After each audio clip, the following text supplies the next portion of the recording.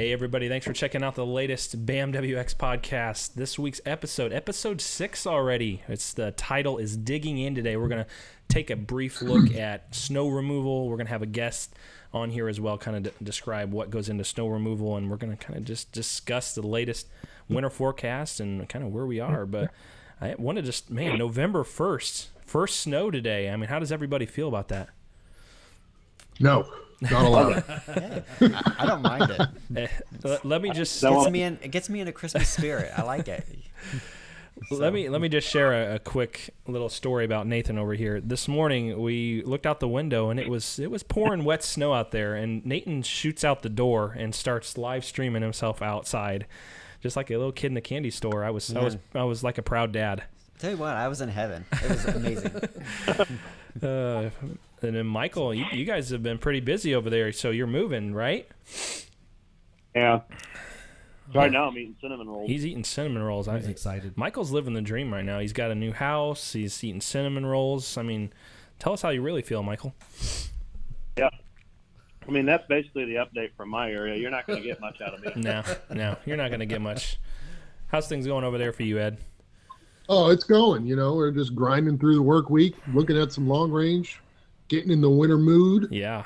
I'm seeing all your snow from far away. Man. It's awesome. How's the temperatures there in North Carolina? Heard you were a little bit cooler there. It was actually a little chilly this morning. It was in the 40s. Oh man, yeah, 40s. I was gonna say it's been chilly. Oh, yeah. Yeah, 40s. I was gonna say I can't remember a morning this week it hasn't been in the 30s. So it's got to be a good sign to start off November with some snow. I mean, first day. I was looking through my time hop last year, and we were talking record high temps last 80. year. Near 80, yeah. Yes. So I don't know, man. I feel at least a little bit better in that perspective. So, but weather whiplash tomorrow. Yeah. We're gonna be 66. So yeah.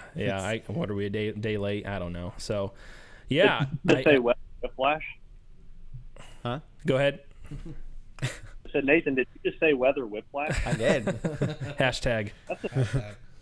That's a good one. I like that. Yeah. And I wanted, like, my first topic today, I wanted to discuss. So we had some winter weather this morning. It kind of came through like central Indiana locations, and it did snow for sure. It was kind of pouring snow at some brief times. But with that being said, we had warm temperatures. Like, I just wanted to get your guys' perspective on like how you deal with, or how correctly is the way to deal with, yes, it's going to snow, but it's not going to make an impact. I mean, I feel like it's a challenge, especially when it's the first snowfall, to reiterate like the correct risks. Mm-hmm. Yeah, absolutely. I mean, the big thing for me is, or for anybody who's dealing with snowfall accumulation, you have to pay attention to what the road temperatures are, what the ground temperatures are. And this, like Nathan coined their weather whiplash.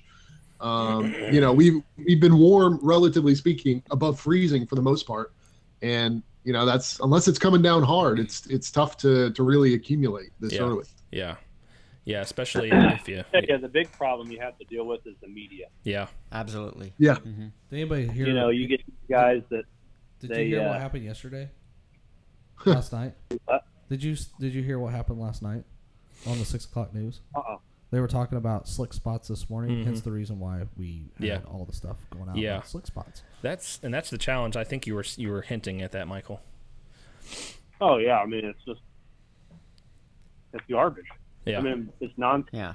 And then that's why the perception of the weatherman is skewed, because you have all these people. I was just getting my hair cut this morning, and I went to the barber shop and was sitting there, and they were like, "Oh man, it must be nice to have a job where you're wrong half the every time." Oh yeah, and that's.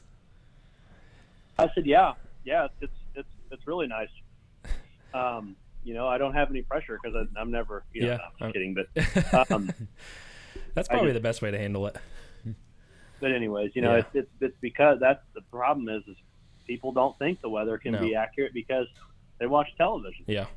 Yeah, that's true. I mean, even from a private weather standpoint, your forecast. So our forecast was correct. We mentioned that there would be some frozen precipitation working in, but I mean, just looking at the radar here on our screen and the temperatures here, I mean, temperatures never really got below 34, 35 degrees, and they've been rising in the morning. So yes, it was cold enough to snow, but to have a bunch of trucks out or just to put a bunch of product down that's just going to be wet seems kind of foolish to me.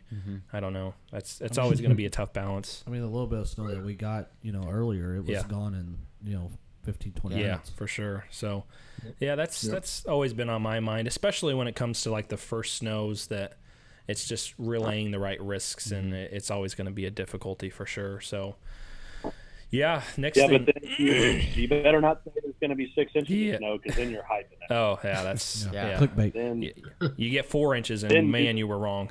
Then local news stations write articles about you, telling you you're not a professional weather company. Mike, you kind of, it sounds like that's happened to you before. Oh, let me talk about that. Yeah, please do. So, back in 2014, January 5th, 2014, to be exact, we were talking about a big winter storm. Kirk, you know this. You were at Homeland Security. I Kirk, do. We used to work at Homeland Security. Yeah. We were talking about a big winter storm 12, 13 days out. Weeks. I remember that. Well, this is right when the news and social media started really becoming popular about 3 years ago. Oh, yeah. And so our stuff went viral. We were talking about a big storm, big blizzard, big shot of cold air, the polar vortex. And the news stations were like, well, that's not true. You should really be careful with who you trust. There's a lot of false information out there. We even had RTV6 in Indianapolis, Channel 6, WRTV, ABC affiliate. Yes, I'm going to directly mention them.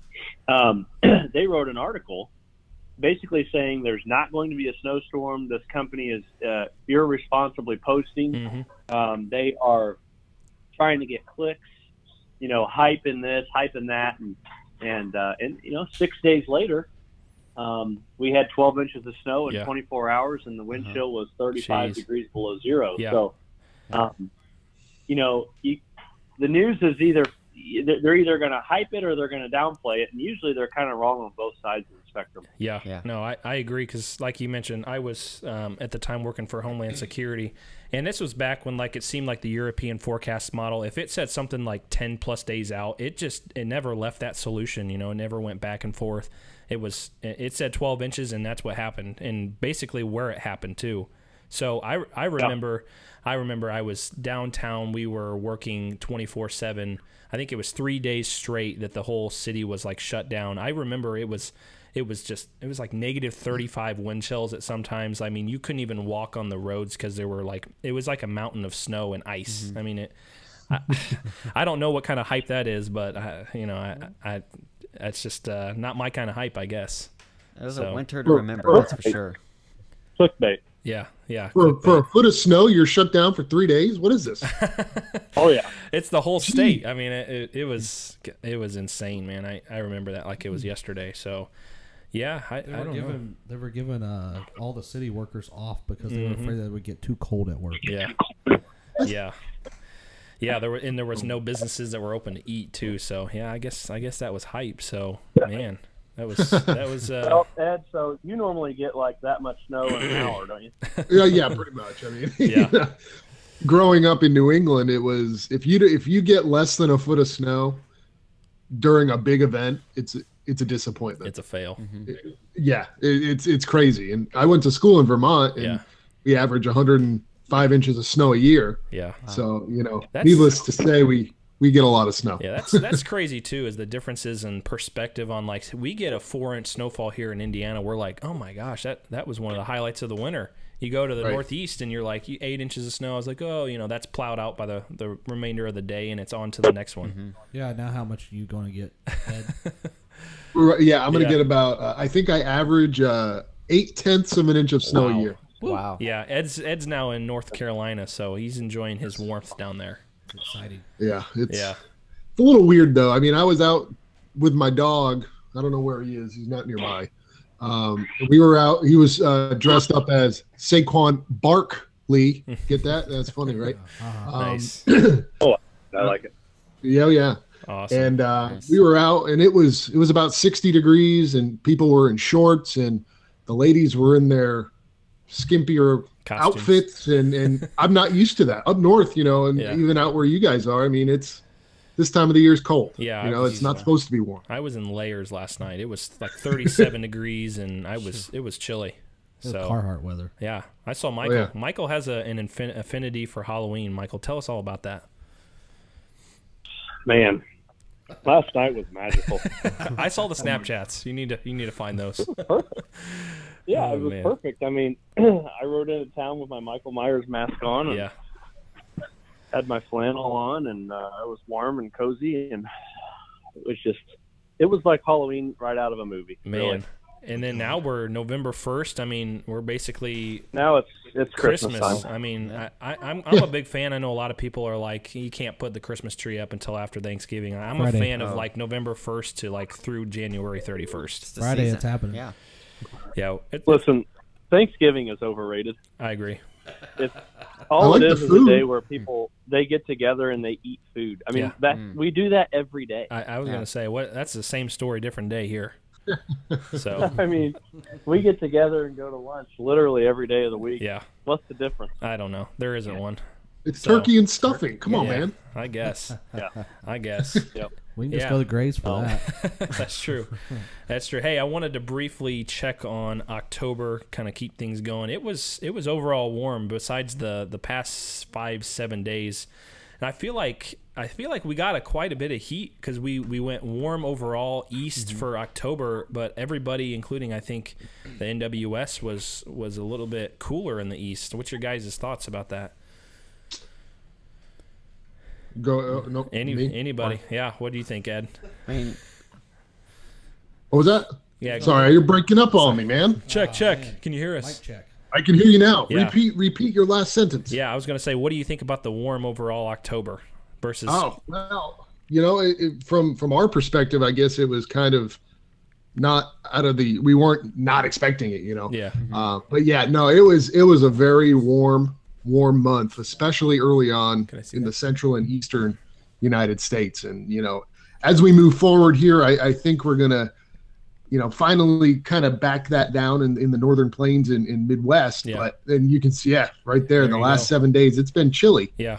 But, the month as a whole, we were really, really warm until we started seeing those effects from Typhoon Lan there at the end of the month. So, I mean, I liked it, but, it was a really warm month. What do you think about it, Nathan? Yeah, I'm sure some people were. Hang on real quick. Hold on real quick, Ed. I want you to touch on Typhoon. How did Typhoon Lan impact October's pattern? That's a great question.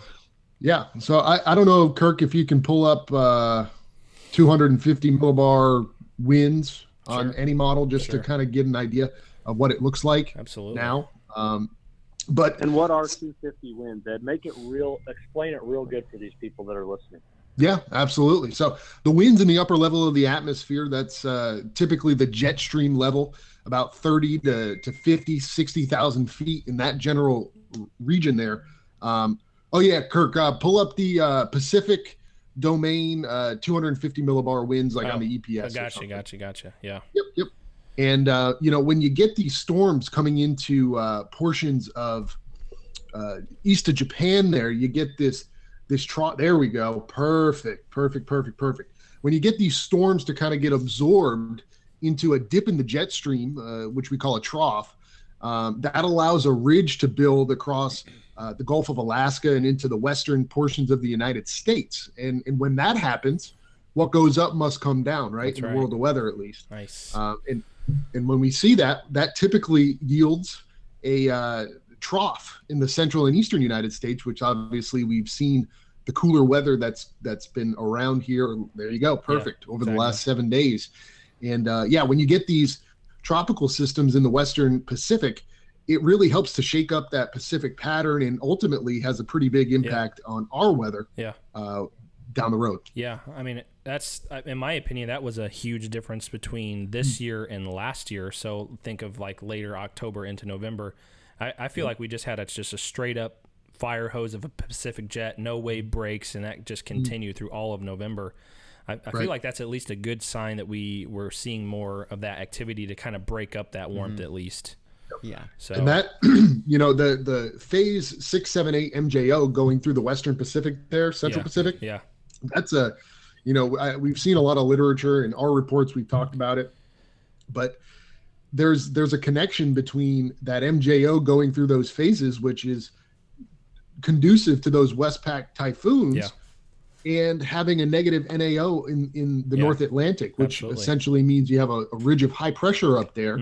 And that also kind of all feeds into the cooler risks in the central and eastern United States, which obviously we certainly saw. Yeah, it was. What do you guys think about are the risks for like November? What do you see potentially differences between October and November? Like what are some of the risks as we go like into November for the forecast? Anybody? Well, one thing for sure, as Ed has been discussing in his long range videos, we may not be seeing as much activity in the West Pacific, maybe a little more in the Indian Ocean. So we're not going to have as much of the recurring typhoons to kind of throw wrenches in the forecast, those colder risk. And Ed, maybe you could touch on other things you were seeing.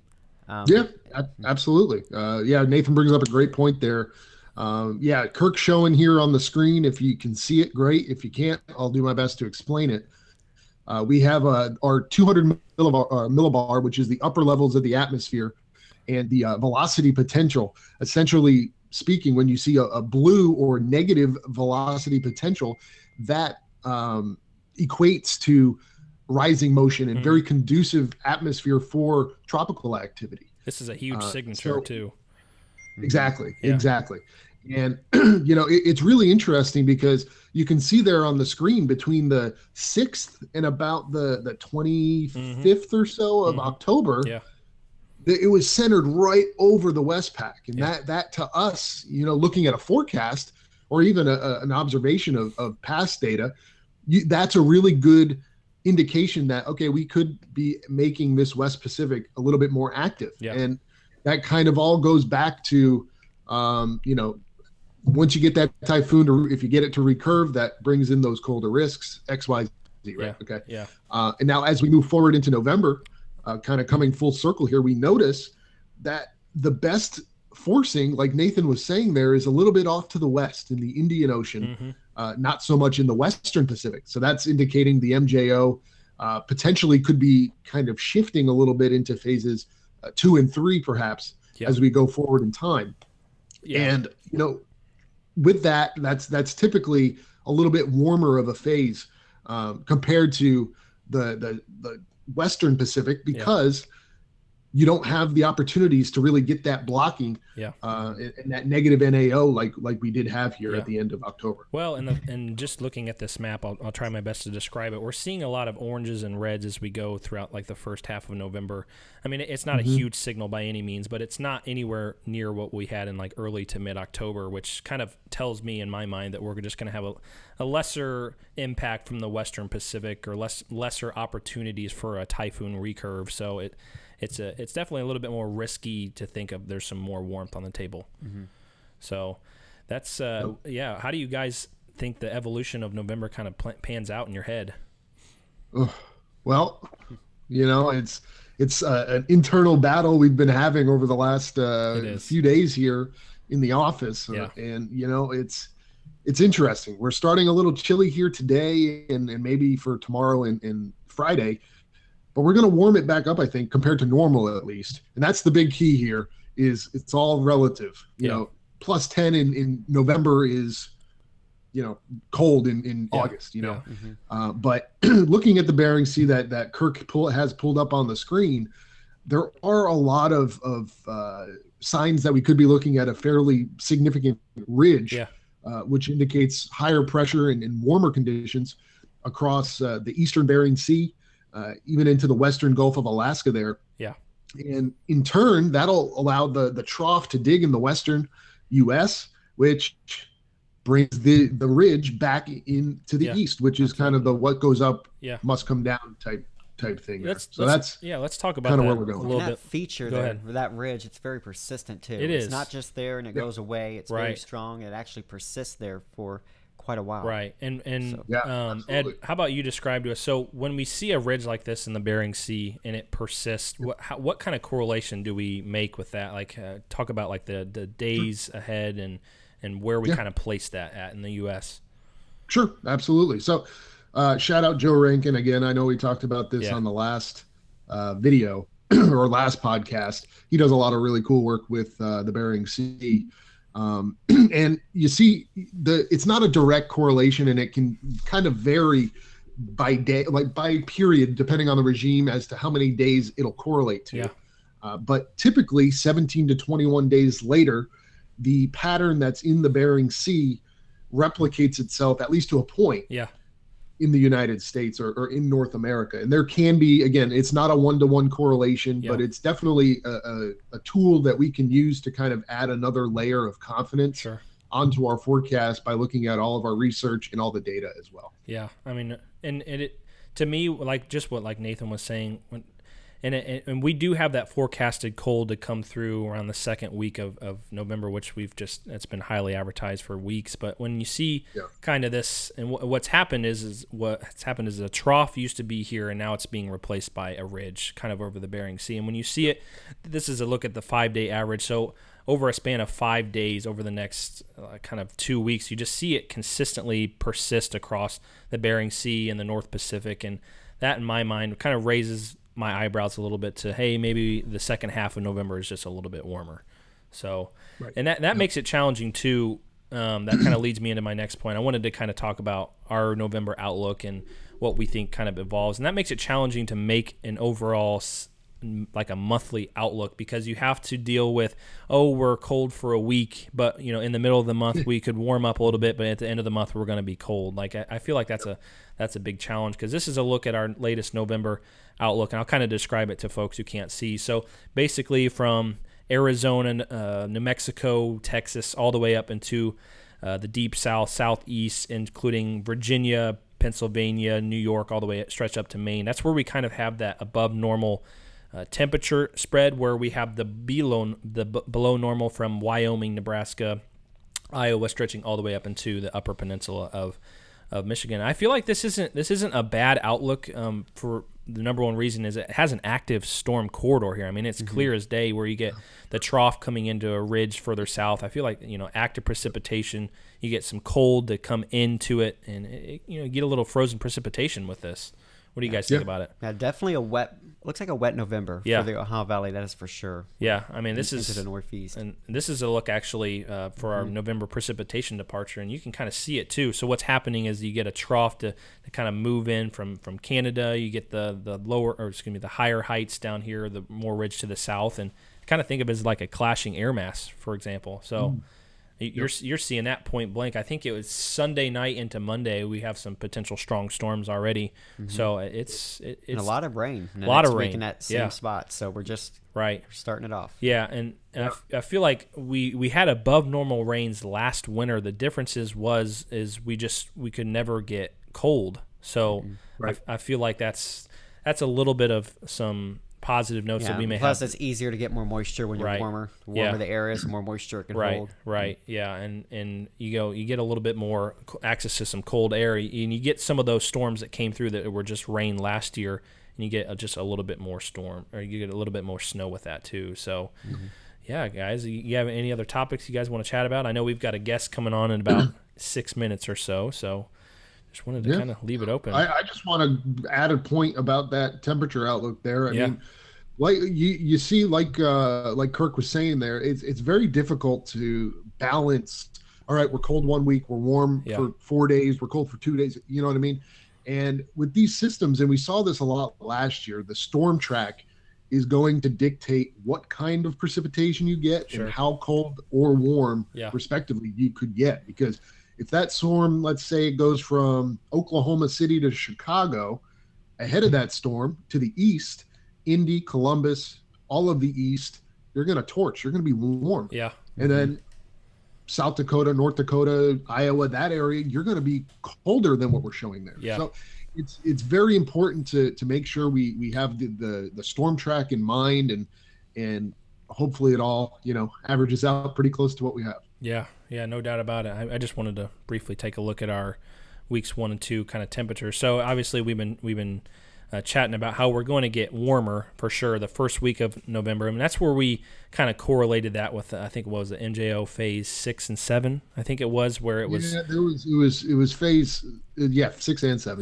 Yeah. And then you can see it's reflected nicely into our week 2 temperature outlook. And for those that are kind of not able to see it, it's basically the same exact areas as our November overall, where you've got the colder risks coming down into the Ohio Valley, the Midwest, and then we're warmer to the south. So that's definitely a nice look for precipitation and active storm chances. And one thing to touch on there, that's certainly a look to me that could bring some wintry threats there in the Central Plains, certainly the Northern Plains, where you're already getting some wintry weather this week. Yeah.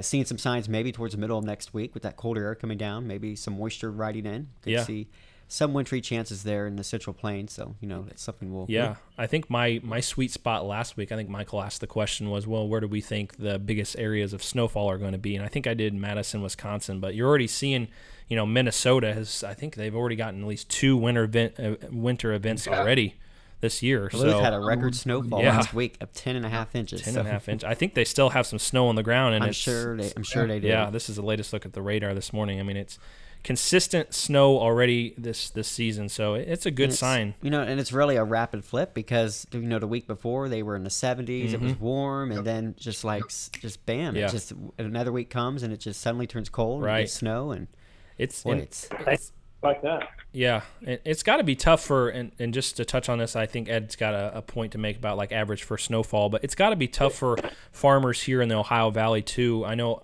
we have a lot of clients that are struggling to get their beans out because you need less moisture to kind of harvest your beans, and I just see that it's been difficult because we've been so active. I mean, do you guys see maybe some trouble going forward, like into early mid-November? We're just consistently active, or what are you guys' thoughts on that?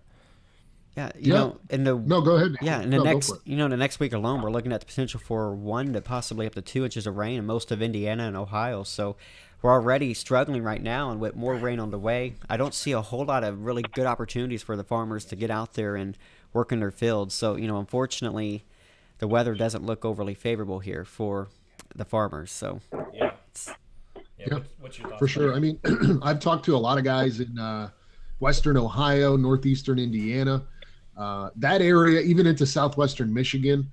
They're way behind now. They're battling rain and snow showers, no sun. It's just a lose situation. I mean, and it's heartbreaking, but it's the weather, it's tough. In most cases, it's not that we've had a deluge of rain. In most of Indiana, we haven't had a ton of rain per se. It's just, as far as amounts are concerned, it's just been enough rain to really just cause a lot of delays and a lot of problems there for the farmers. It's frustrating. It's been troublesome for sure. So, Ed, I think one of the last topics I was going to have you touch on is like average first snowfall dates. Kind of describe to us kind of what's going on there with different areas, maybe. Absolutely. You have that map handy by chance? Yes, I think I do. Let me see if I can't pull it up for you guys. So this is a latest look at. Let me make it a little bit bigger on my screen. Yep. Sure. So obviously the last few days we've had some, at least from my memory, feel free to refresh if you have any thoughts to add. I know we've seen snow already in Minnesota. We've seen snow in the Dakotas, Nebraska, Kansas. I have one guy in central Kansas, one of our clients, who said, they were dealing with corn. They were trying to get the last of their corn out, and it was snowing. Yeah. And, you would think that far south, that's not that common. No. Which it really isn't. And you can see there on the first average snowfall map, guys up in the Dakotas and Minnesota, God bless you. I mean, I don't know how you do it. I don't either, personally. Growing season's so damn short. The average high in Fargo is like 7 in November or in January. Yeah, I'm sorry. Wow. Yeah, it's disgustingly cold. I couldn't imagine. But yeah, no, it's for sure that area this time of the year, early November is usually your first snow. But down towards like Indianapolis, for example, it looks like around the 1st of December is your first snow there, according to the map. Which is interesting too, just to kind of wrap that up a little bit, is we had our first snow today. So to kind of put that in perspective, we're already kind of a month ahead, just technically speaking. So awesome, guys. Absolutely. I think we've got our guests finally on the phone here. Do we have Kevin in here? I'm here. Awesome. How are you, Hello, sir? Kevin. Good. How are you guys? How are you dealing with this first snow today? Well, it'll get some people off their hands. That's about the only benefit of it. It'll help get some deals signed and get some of our service providers to start thinking about snow. I was going to say, this kind of, do you, in your mind, coming from like a snow removal person, do you feel like having snow November 1st, is that early for you guys, or when is early for you? Well, so there's a big difference between snow and serviceable snow. Sure. I don't think, I think last year or the year before it snowed on Halloween also. Yeah, it did. Like kind of mixed in like it did this morning. It's kind of a non-factor for us. So not until the ground's cold enough. We typically plan on having our first serviceable event mid to late November. Sure. But it does help at least to get people thinking about it. Yeah, no doubt. So tell us a little bit about like your business, Kevin, like where you guys do snow removal, how many years you've kind of been in the business. Yeah, this will be our 27th year in business. Started in 1990. And our service area, generally speaking, is central Indiana. Sure. So kind of Marion County and the surrounding counties. We have a handful of kind of one-off properties that we do for customers outside of that area. But our focus is on central Indiana and the Indianapolis market. That's great. And so what do you guys, obviously 26 years, that's a long time. What do you attribute to kind of some of that success in your guys' growth? It's not super complicated. I mean, saying please and thank you and doing what you say you're going to do in the time frame you say you're going to do it for the price you say you're going to do it for. Sure. It's not that much more complicated, honestly. Yeah. And for us, it's, we try to stay on the leading edge of technology, different chemicals, different tools. We try to stay out ahead of that. But most of it is just, treating people fairly and treating them the way that we expect our vendors to treat us. Yeah, that's great. And just like you mentioned, trying to stay update on technology, do you feel like, because you're a client of ours, do you feel like having a private weather service versus what's free out there, do you feel like that has kind of helped you guys or pushed the needle a little bit ahead of maybe what previously you guys might have done a little bit? Yeah, it definitely helps. So our business is kind of half science and half art. Yeah. The half science is where we really rely on you guys. Sure. And I think the biggest benefit for us is the ability to pick up the phone. Oh, yeah. And call, one of the meteorologists and have a discussion, no matter what time it is. Yeah. And that is super helpful. And we don't have any other options to do that. I mean, you're not going to pick up the phone and call the person you see on TV and say, hey, well, you talk to me for about 15 minutes here. So the one-on-one consultation is definitely the biggest benefit we get from your service. I know Michael can definitely attest to that one. Yeah. Yeah. Oh yeah. I mean, when we're busy, I'm lighting him up. I mean, there's a lot of communication going back and forth for sure. Yeah. And you've been with us for what, 5 years now? From the beginning? It's probably about right. Yeah. Wow. Yeah. Jeez. Yeah, you were our first. That's insane. So, like, what was your process of figuring out the forecast, your logistics before you kind of had access to talk to somebody in real time? Like, what were you guys doing? Like you said, the things that are free. Yeah. So, what you could get from the local weather, the news stations, what we could find online, trying to interpret radar with our limited knowledge and doing a lot of guessing, honestly. Yeah. And so we just used what what was available to us for free. Yeah.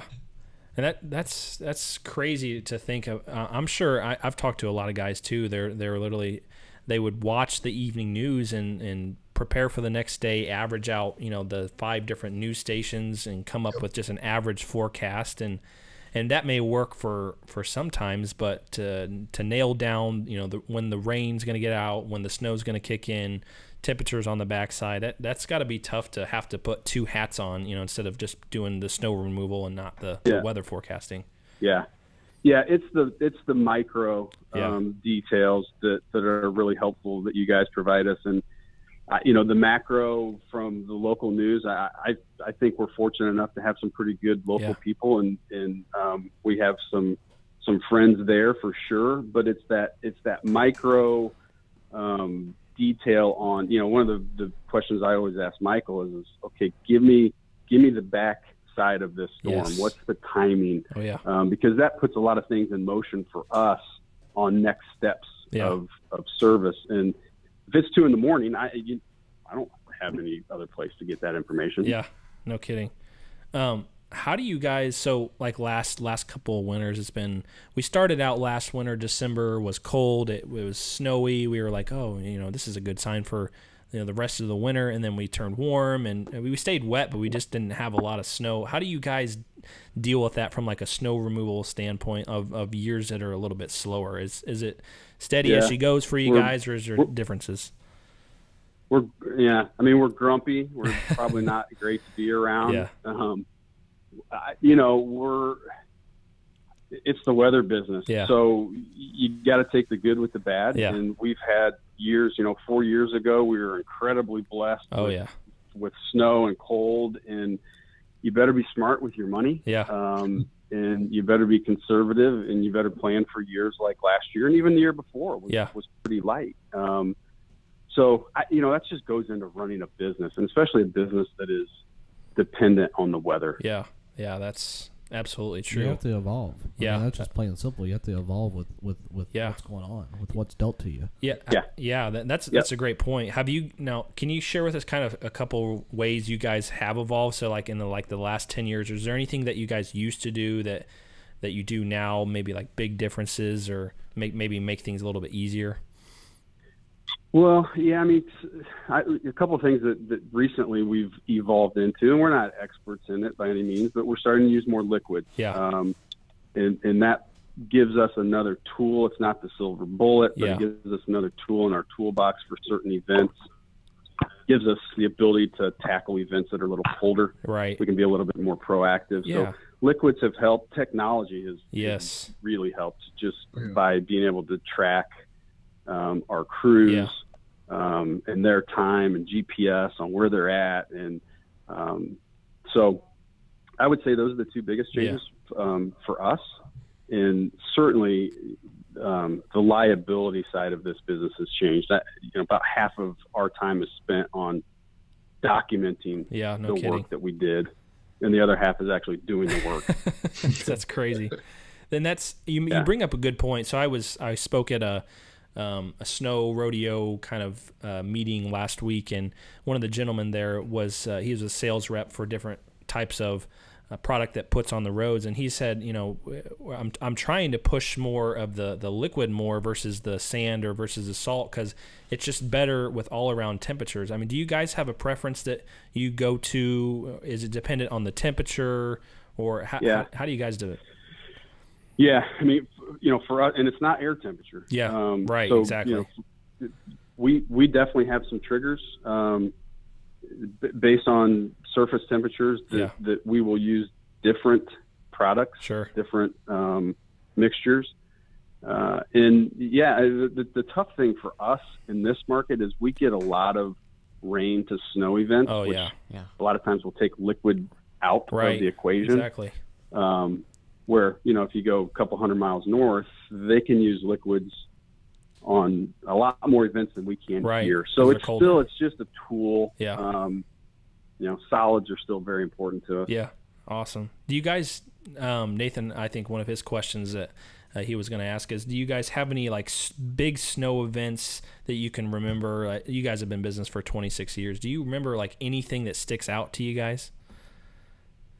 Oh yeah, I mean, well, certainly, you know, what was it, 4 seasons? The polar vortex year, polar like vortex the term year that nobody knew until 4 years ago. Yeah, that season, just from the start to the finish, sticks out because it was so challenging from not only a weather standpoint in the cold, but it was challenging for pretty much all snow contractors through the Midwest and the East because material. Yes. You know, we had salt shortages, and you couldn't get salt, and it, you know, possession was 100% of ownership. So we were sending trucks 10 hours away to get there to find out, well, the salt's gone. So then you send them someplace else. And so we learned a lot that year, and it really kind of changed the game with salt and how much you have to pre-buy to secure it.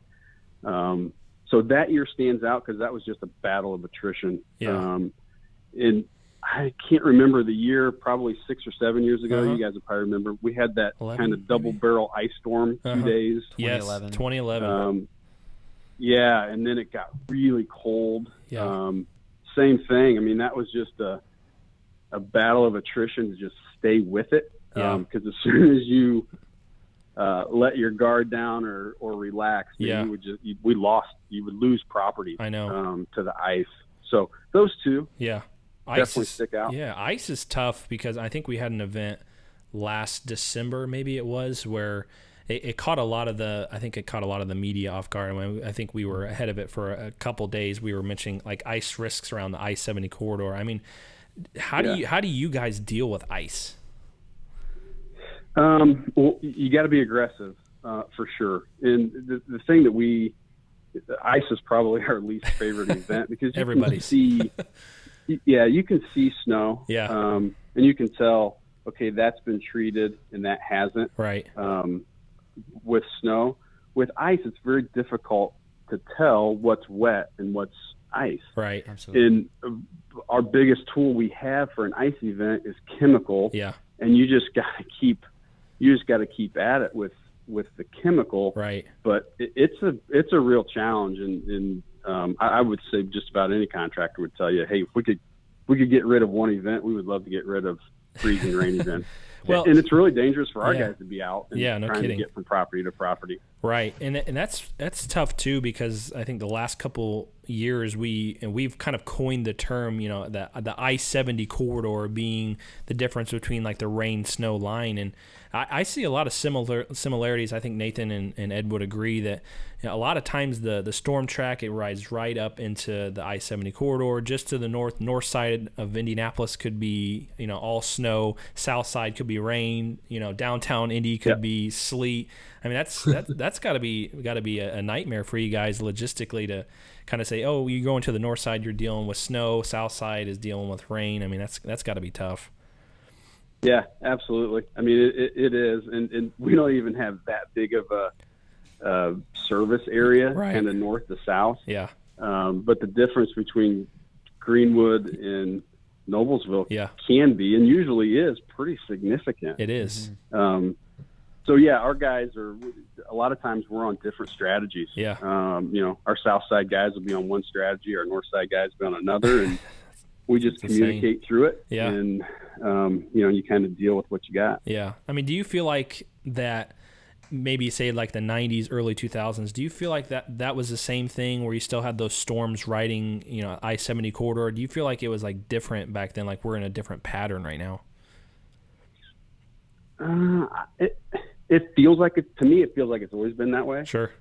I don't know if history actually proves that, but it sure feels like that I-70 has always been this dividing line, divider. It is. And I think it's not so much the road, it's just the climate and the direction the storms normally track. It's just like a perfect corridor for it. So awesome. I agree. So Nathan, Ed, do you guys have any questions for Kevin? I just want to thank him for coming on such short notice. I appreciate it. Awesome. Absolutely. I'm sure. No problem. You guys are. My pleasure. We appreciate you guys. Absolutely, Kevin.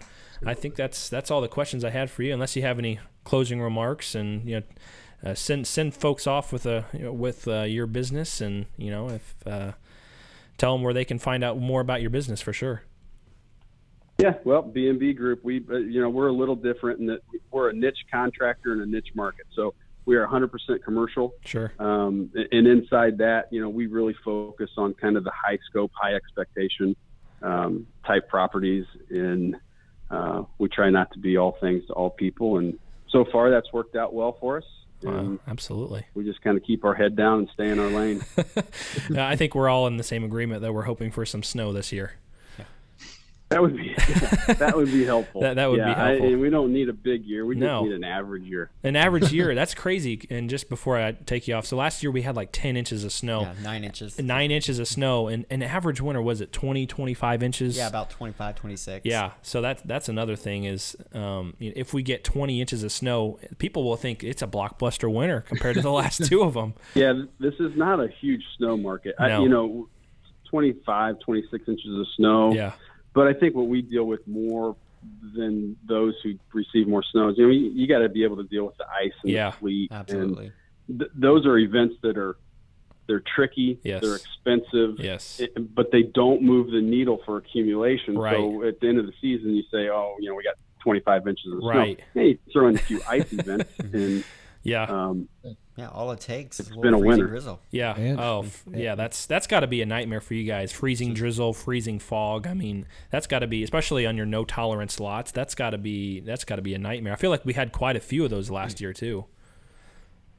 We did. Yeah, we did. And the freezing drizzle is tough because you just, in a blink of an eye, you go from wet surfaces to frozen surfaces. Yeah. And it's hard to be proactive.